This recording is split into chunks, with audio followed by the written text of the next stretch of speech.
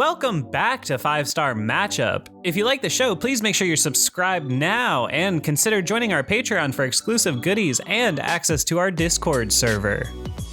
Well, friends, coming off a much-needed win, our Pittsburgh Steelers stay home to face the rival Bengals in what has to be the slickest uniform matchup of the year. Do the boys in black have it in them to take down the Bengals a second time? Let's take a look. Start this one off with some lockstep coverage by the Mink Man, who's moving like he has one less vestigial organ weighing him down. KZ nearly snags a pick, but it's over to KP and the Steelers offense. Oh no, but first it's a punt, which as you should know by now is almost never a good thing on this show, and with this sloppy fielding job by Steven Sims, I'm left to wonder if he's still wearing an eye patch from the other week. This man seems to struggle mightily with depth perception, which is, pretty crucial for a receiver/return man, I'd say. Because we're not allowed to have anything nice, the Steelers start their rookie QB off at the 5-yard line and they promptly go 3 and out, as is usually the case. Back to the Bengals, and it's Hayden Hurst putting Miles Jack on skates and galloping downfield for a field-flipping gainer. Oh, what I'd give to have plus play at the inside linebacker position. D stiffens on 3rd and medium though, and Cincy takes the 3. Bengals 3, Steelers nothing. 2nd and 5, and here's what we need to start seeing out of young Kenny P. He gets some time in the pocket, and instead of panicking or dumping it off, he takes advantage of it and waits for Pickens to come open and hits him in stride for a chunk. An early positive for the Rook, who's looking better after the bye.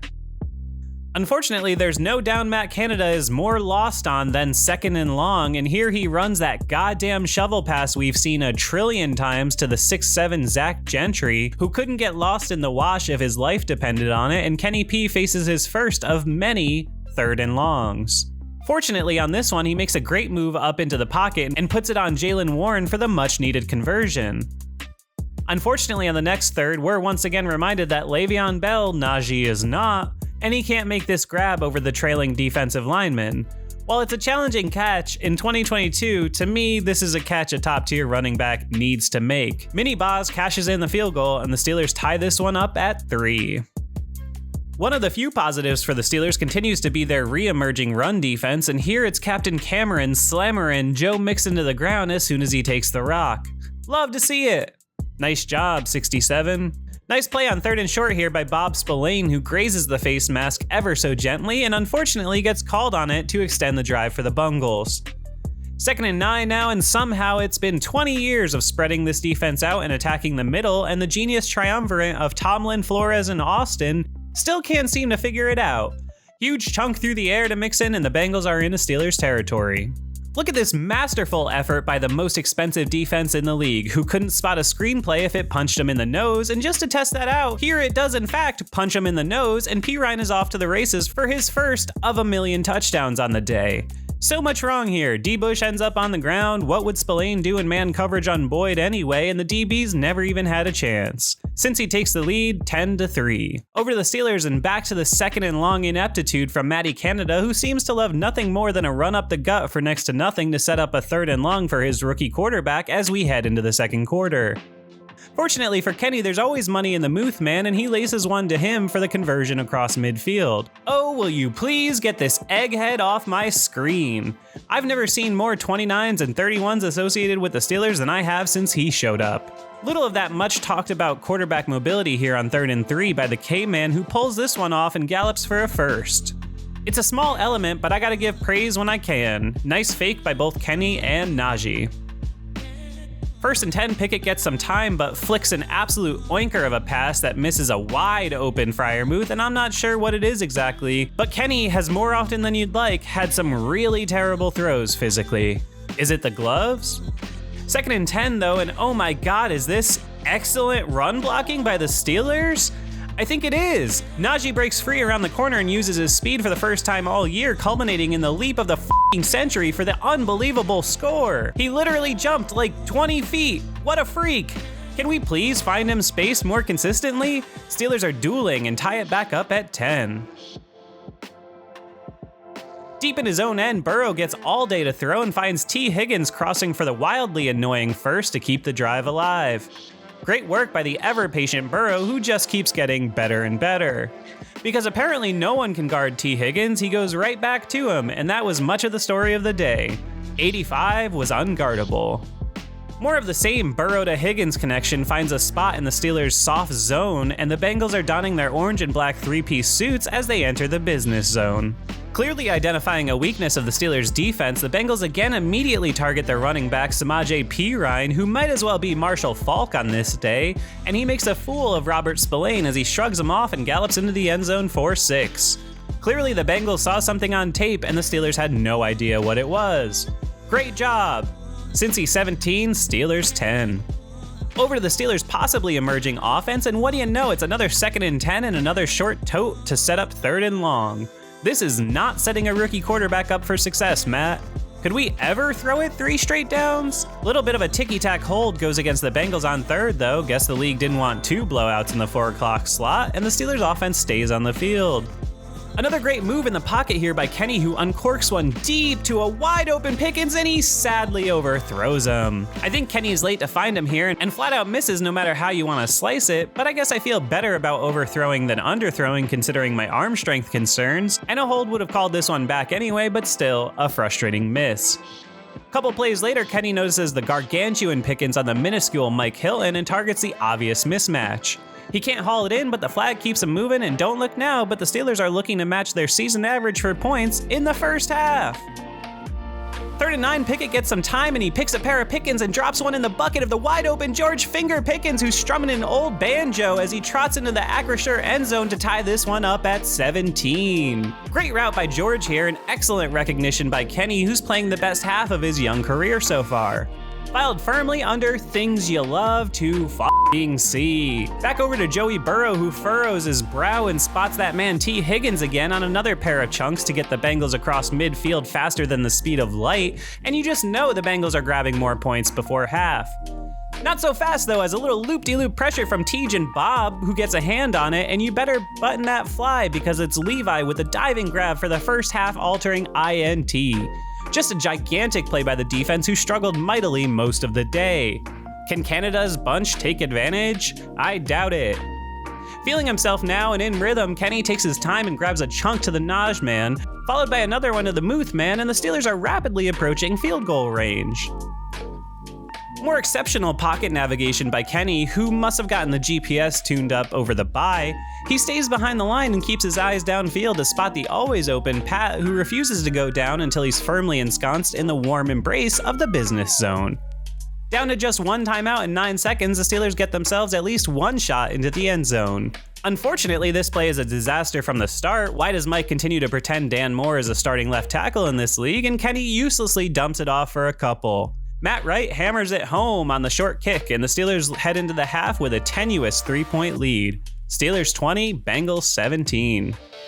Hello, lovely and beautiful 5-star matchup viewers. If you like our show, I gotta ask that you consider joining either as a member here on YouTube, there's a button below, or as a member on Patreon, where you can get an exclusive gift and access to our Discord server. It's just a couple bucks to do either and really helps us support the show since we don't get ad revenue for our main series. But whatever you do, just make sure you're subscribed and keep watching. Now roll the game. All right, into the 3rd, and the Steelers' ragtag offense finally has a little momentum and a chance for the vaunted double score. What does Safari Hat Matt have drawn up out of the half? Oh, screen for nothing, another run on 2nd and forever, and a deep incompletion on 3rd. Way to seize control. More of the unstoppable Burrow to Higgins connection gets the Bengals moving. I'd love to never see Devin Bush be the closest man to a wide receiver ever again, but it's a great coverage play by Levi, who might be the best among the Steelers' plethora of number 2 cornerbacks, followed by a nasty half sack each for Tej and Alex the Great, ushers Cincy's offense right off the field. Yet another drive starting inside the 10, and it's another run for next to nothing to get it started, followed by a tight end screen that's actually drawn up nicely, but no one blocks anyone, and it goes nowhere. Followed by a chaotic incompletion deep on 3rd and 4, why not just get the first, and it's back over to the Bengals, and you just know it's about time for them to take charge of this thing. 3rd and 5, and it's yet another target with the closest defender being an inside linebacker. How does everyone besides the Steelers see this? And the Tigers are charging across midfield. Joey Burrow gets some time and notices Higgins shook off Levi like an old pair of baggy jeans just as soon as I complimented him, and it's a game-changing chunk play for the Bengals, whose fully functional offense this commentator is fully jealous of. Second and goal, and Arthur may not be an anteater, but he's got solid coverage in the end zone, but unfortunately for him, the throw and catch is even better, and it's a dagger in the hearts of Steelers Nation as the Bengals jump back in front, this time by 4. Bengals 24, Steelers 20. Okay, crucial drive here, gotta respond. What do we do, Matt? Oh, an end around to Steven Sims that has literally no chance. Great play call. And I thought 2nd and 9s were bad. Canada says, hold my beer. This drive is over before the doctor even slapped it on the ass. Back to the Bengals, and are you fucking kidding me? The reigning defensive player of the year does it again, and this time even closer to Burrow, picking off an absolute laser of a pass from just a few feet away, and in the process, pulling out one of the best turnover celebrations I've ever seen. While it's news to no one, TJ is as good of a player as there is in this league, and with the Steelers sadly going nowhere fast, number 90 running around and doing insane stuff like this is certainly a sight for sore eyes. All right, absolutely moment of the game here. Steelers take over at the 21 with a chance to really flip this thing, and they line up with 3 tight ends and take a deep shot to Zach Gentry. I don't even have a joke for this one, but if you really had any shred of hope left that Matt Canada was the guy, yeah, he's not. Follow that up with another run on 2nd and long, seriously? And another ugly duck over the middle by Kenny P, and the Steelers are forced to take the 3, and in my humble opinion, this was the sequence that lost this game. With the Steelers' limitations on offense, there's just no way whatsoever that you can let this opportunity go by without getting 7. Honestly, I probably would have just gone for it. Back over to the Bengals now, and it's more of Randy Moss, T. Higgins, absolutely tearing up the Steelers' horrifying slot defenders in the middle of the field to get him across the 50 in a heartbeat. Burrow gets another ball batted. Why does he get so many of these? This time by Tyson, and Bam Bam Cam gets to him on 3rd for the sack, and the Bengals are forced to try a long field goal. Because the laws of physics don't apply to place kickers anymore, McPherson drills the 54-yarder with ease, and the Bengals extend their lead back to a seemingly insurmountable 4 as we head into the final stanza. 3rd and 4, and Kenny knows who his man is, and sorry diontae, it's George Pickens who makes another unreal snag on a deep drop in the bucket from young KP. Just when I thought I was out, they pull me back in. Steelers in business. But just when I get my idiotic hopes up, they get dashed again with another minus run, followed by some horrifying pass protection on 3rd. Can we please get some tackles? And we're once again digging a grave for this Steelers possession. Back to the Bengals, and the Acrisure crowd is hopping so loud they get a pre-snap penalty to back them up even further into the shadow of their own end zone, and Burrow fires incomplete, and Kenny P and the Sour Patch Kids get yet another chance with good field position to retake control of this one. It's a second good run of the day for the Najee man, this time slicing it up the gut with some good blocking, and the Steelers are bordering on field goal range.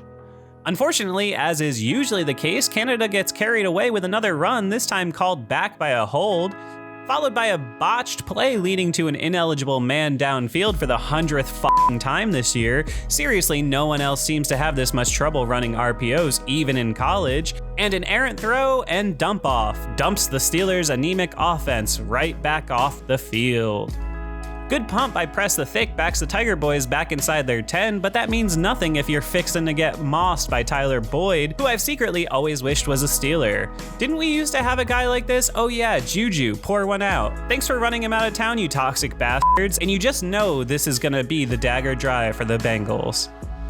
It's another catch and run against the Steelers' miserable band of number 2 cornerbacks, this time by Trenton Irwin, who runs right by Levi Wallace for a huge chunk, and really putting the Steelers' backs against the wall as we dip under 8 minutes to go. Able to do whatever he wanted all day long, the extremely patient and painfully good Burrow hits Tyler Boyd again for a big conversion, getting the Bengals inside the business zone yet again. Because the Steelers still seem to have no idea that the Bengals are going to attack them with the running back out of the backfield, even though my dumbass can see it plain as day from my couch, Burrow hits P. Ryan for his 3rd score of the day and the official dagger in the hearts of Steeler Nation. I'm not gonna go play by play from here on out, but all you need to know is that the Steelers go a pathetic 4 and out, concede another field goal, and grab a garbage time score to make it look tighter than it was, ultimately losing 37-30. So, at 3-7 for the first time in a long time, where do we stand with our beloved but terrible Pittsburgh Steelers? Well, frankly, they're just bad. All around, no good. Bleh. Bad. And what's worse, they're really just not even enjoyable to watch, let alone make content about from where I sit. I can live with them having a down year and all. The offense is obscenely young and in transition, and the most important position on the field is being manned by a rookie who looks to be in a bit over his head. But what gets me is how horrifically bad the defense has been all year. Particularly now that they're back to full strength with TJ, Minka, and KZ back in the fold. The fact that they actually rank worse against the pass, 32nd by the way, than they are passing it themselves is shocking and just inexcusable, especially considering in several games they've been down by a ton late with the opponent having no incentive to keep slinging it. I'm willing to chalk this year up to a rebuilding one, and I'm not going anywhere. I love my Steelers. But I have to admit that, folks, this is without a doubt the worst I've seen them in my 32 years on this plane of existence, and I certainly hope it doesn't last much longer. I'm not saying I need them to get back to being Super Bowl contenders immediately, but the fact that they were in this game from start to finish, even leading at half, and I knew deep down in my gut that there was no chance they were gonna pull this out, says everything there is to say about the 2022 Pittsburgh Steelers. Apologies if this is one of the more depressing episodes of 5-Star Matchup in history, but I just don't know what else there is to tell you. It's time to look to the draft, sadly. But hey, as it stands, we have 3 picks in the top 40 and Chase Claypool is doing Zippo in Chicago. So that's something, right? Right? Here we go. If you're still here, you're obviously a glutton for punishment and you obviously really like my show. So if you can, please head over to patreon.com/5SMU and become a supporter of the show for just a couple bucks a month. Every little bit helps keep the show running and we appreciate it greatly. See you next week.